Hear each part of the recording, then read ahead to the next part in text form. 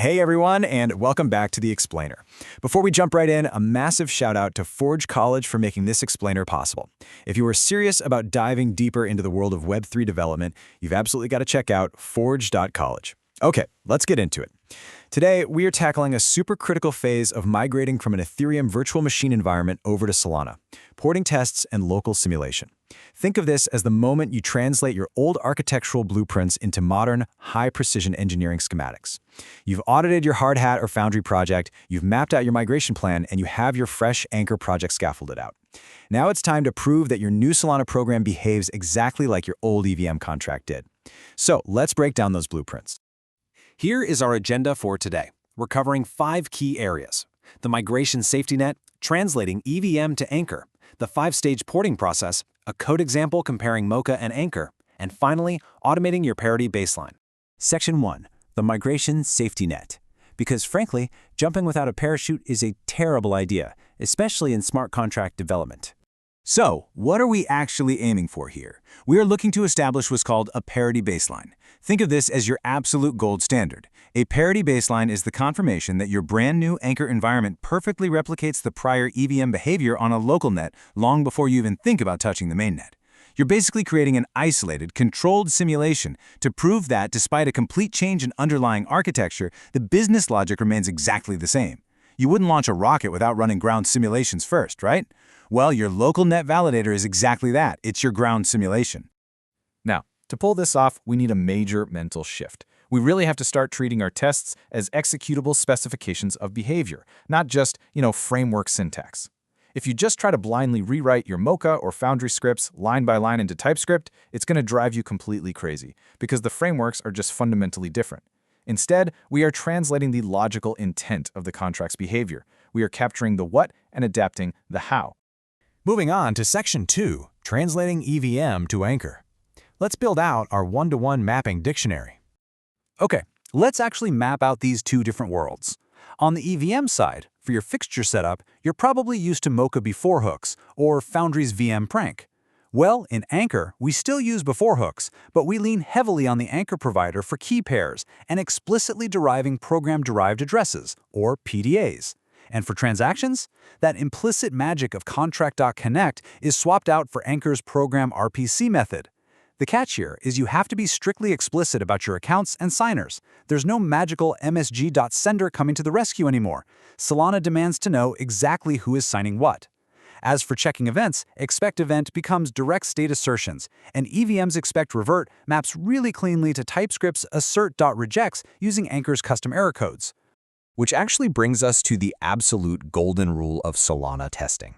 Prefer direct account assertions over log-dependent checks whenever possible. Seriously, we all know the historical nightmare of parsing messy EVM event logs using regex just to figure out if our contract state updated correctly. It's incredibly fragile. But because Solana programs commonly expose state directly via accounts, and Anchor's IDL gives us incredibly clean, strongly typed bindings to those accounts, we can just ditch the log parsing entirely. You literally just fetch the account and check its data directly. It is a total breath of fresh air. All right, Section 3, the 5-stage porting process, taking you from inventory mapping all the way to full automation. Look, you do not want to port an entire directory in a single pass. You need a staged workflow to keep from losing your mind. Step 1 is map to priority. Just pick 3 to 5 critical smoke tests covering your absolute core happy path flows. Start small. Step 2, create your harness. Build out your deterministic key pair factories and PDA derivation helper functions so you can reuse them. Step 3 is the actual translation, porting the setup, the action, and the assertion for each of those smoke tests. Step 4, validate. Run it against your local net and diff the outputs. A really neat trick here is serializing your account fields into JSON and running a deterministic diff against your old EVM states. And finally, Step 5, automate. Once you're green, script that local validator lifecycle so it runs smoothly in your CI pipeline. Section 4, code example, Mocha versus Anchor.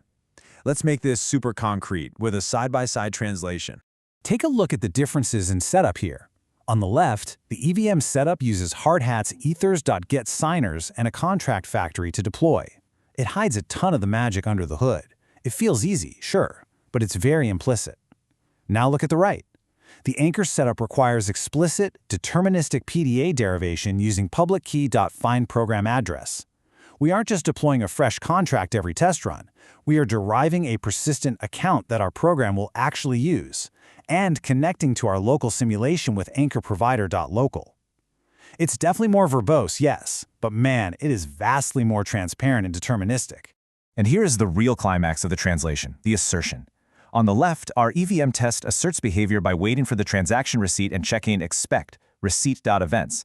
It's totally reliant on a side effect.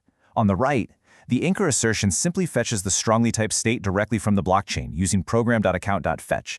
We pass in that PDA we derived earlier, and boom, we have an object with our exact properties.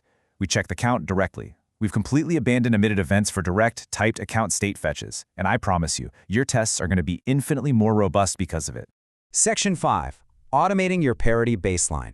This is your bridge to continuous integration. Let's quickly recap the key takeaways here. Number 1, remember that tests are portable behavioral specs. Focus on the logic, not just the framework syntax. Number 2, direct state fetches absolutely beat parsing event logs. Use that anchor IDL to your advantage. Number 3, start small. Iterate on a tight 3 to 5 smoke test subset to build that baseline quickly. Number 4, validate that parity using deterministic JSON diffs of your key fields. And lastly, wrap the whole shebang into a node script or a makefile that automates spinning up your localnet, running the suite, and tearing it down so it's perfectly ready for CI. So I'll leave you with this final thought. How will you integrate this new localnet parity baseline into your automated CI/CD pipeline? That is the next critical step in your migration journey to ensure every single push proves mathematical parity with your original blueprints. I really hope this explainer gave you a crystal clear schematic for porting your tests today.